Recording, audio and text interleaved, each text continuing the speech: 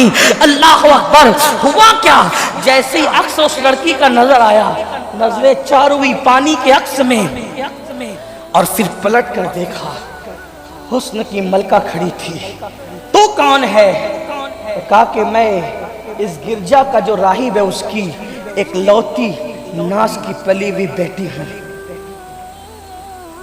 آنکھیں چار ہوئی اور دل دے بیٹھے. سب چھوٹا، قافلہ چھوٹا، یہ چھوٹا وہ چھوٹا، سب چھوٹا. تیرا باپ مجھ سے شادی کرے گا تیری؟ اس لیے کہ اہل علم تھے، فوراً نکاح کا پیغام دیا. میں میرے باپ سے بات کروں. اس کے باپ سے کہا تو آپ کی یہ بیٹی سے آپ شادی کر. ایک لوتی بیٹی بڑی ناز سے پالا ہے، اس کی مرضی کے بغیر کچھ نہیں کر سکتا. پوچھتا ہوں اس سے، پوچھ لو. لڑکی ہوشیار تھی بہت، اپنے آپ کو دانا سمجھتی تھی. اس نے کہا یہ مسلمان ہے، شادی کروں گی اس سے، لیکن اس سے کہہ دو ایک شرط ہے. دروازے پہ کان لگا دیا اس محدث نے. کیا شرط ہے؟ اس سے کہو وہ عیسائی بنے، مذہب اسلام چھوڑ دے. راہب کو لگا کہ یہ تھوڑا مشکل ہوگا، راہب کو لگا، لیکن کان جیسے لگا کر آواز ہے اس سے کہو کہ وہ عیسائی مذہب اختیار کر لے. اس محدث نے فوراً کہا مجھے منظور ہے. انا للہ.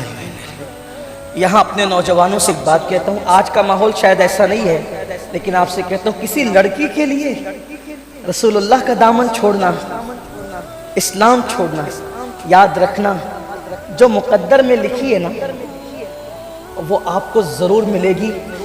وقت کا انتظار کرو، اپنے مذہب سے وفا کرو، ہر نعمت ملے گی. اسلام سے وفا کرنے پہ خدا ملتا ہے، کیا نہیں مل سکتا. آج کل کے نوجوان لڑکے اتنے اتالو کیسے ہو گئے، اتنے غیر سنجیدہ کیسے ہو گئے، اور لڑکے تو لڑکے، لڑکیاں غیر سنجیدہ کیسے ہو گئی. واللہ جو تقدیر میں لکھا ہے وہ ضرور ملے گا. وقت آنے دو، وقت کا انتظار کرو. میں تو اپنے جوانوں سے کہتا ہوں کہاں جناب زلیخا، کہاں جناب یوسف. ایک شام میں پیدا ہوا، دوسرے یمن کے پرے کنارے پر، لیکن قدرت نے ملایا تو مصر میں ملایا. ملانے کے ایسے انداز آتے ہیں. میں کبھی کبھی تصور میں سوچتا ہوں کہ کیا آل پیغمبر بھی کسی کو گڑھے میں پھینکتے کنویں میں؟ بھائیوں سے کیوں پھینکوایا جا رہا ہے؟ اس لیے کہ لوگ بھائیوں کا پھینکنا تو دیکھتے ہیں، مصر کا تخت کیوں نہیں دیکھتے؟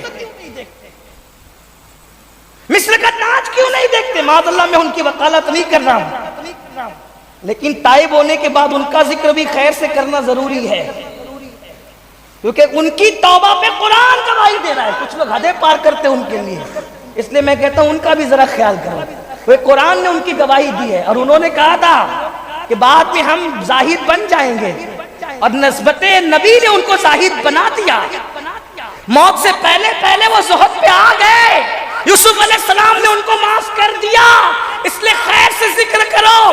اور پھر لوگوں سے یہ بھی کہتا ہوں جن کو یوسف نے کہا، توجہ کرنا، جن کو یوسف نے کہا لا تثریب علیکم اليوم، ان کا بھی ذکر گالیوں کے ساتھ نہیں کر سکتے.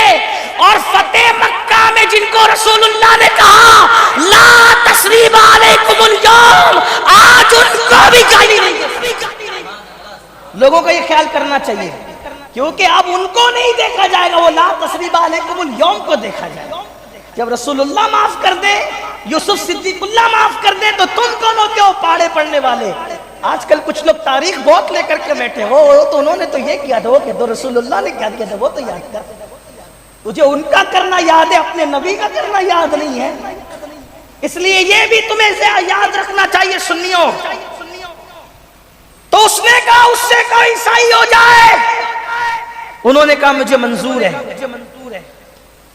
اچھا عیسائی ہو جاؤ گے؟ ہو گئے. استغفر اللہ، لا الہ الا اللہ محمد رسول اللہ صلی اللہ علیہ وسلم.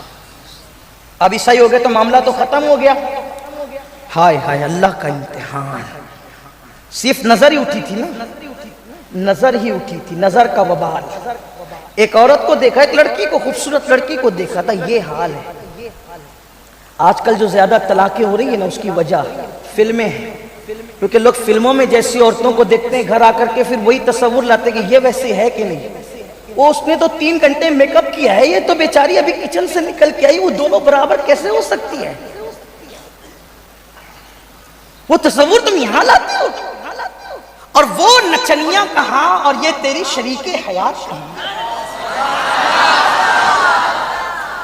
اس کا حسن خدا نے چھپایا ہے، اس کا حسن خدا نے چھپایا، ورنہ حدیث پڑھا تب تجھے پتا چلے گا کہ جنت میں جب اللہ تجھے حورے دے گا تو تیری بیوی بھی تجھے دی جائے گی، لیکن اس دن تیری بیوی کا حسن ان جنتی حوروں کے حسن پر غالب آ رہا ہوگا۔ نچنیوں کو تم دیکھ کر کے ادھر تو ایسی نہیں دکھتی، تو پھر جب نکاح کرنے گئے تھے تب تو بہت اچھی دکھ رہی تھی، آج بے وفائی کرتا ہے۔ اسلام میں بیوی کا حق یہ ہے کہ بیوی انتقال کر جائے پھر بھی اس کا ذکر خیر سے کرو، اس سے محبت کرو۔ میرے نبی کی سنت ہے، جب میرے آقا بکری ذبح کرتے تھے تو فرمایا کرتے تھے ہمارے گھر میں بکری کا گوشت بعد میں پکے گا، پہلے خدیجہ کی سہیلیوں کو تقسیم کیا جائے گا، جس سے خدیجہ پیار کرتی تھی، جن سے خدیجہ محبت کیا کرتی تھی۔ یہ ہے اسلامی تصور۔ ہم کہاں چلے گئے؟ وقت بہرحال زیادہ ہوا تو عرض یہ کر رہا تھا میرے بھائیوں، بات سمیٹتے ہوئے، کہ اس لڑکی نے کہا کہ یہ تو مسلمان ہے، اجنبی ہے، عیسائی ہو گیا، لیکن اگر نکاح کے بعد، شادی کے بعد مجھے چھوڑ کے بھاگ گیا تو میں اس کا امتحان لوں گی کہ یہ چند مہینوں تک میرے گھر رہے جب تک میں مطمئن نہ ہو جاؤں، اور میرے ساتھ یہ سور چراتا رہے، خنزیر چراتا رہے۔ امام شعیب نے لکھا اس کو، ابن الجوزی نے لکھا ہے کہ جس عصا کو لے کر کے وہ محدث صاحب جمعہ کا خطبہ دیتے تھے اور عیدین کا، اسی سے وہ سور چرا رہے تھے۔ یہ نظر کا وبال ہے۔ آپ کیا سمجھ رہے ہیں؟ سب آسان سمجھتے ہو؟ سب اپنی مرضی سے کرنا چاہتے ہو؟ دین دھرم کا کوئی پاس لحاظ نہیں؟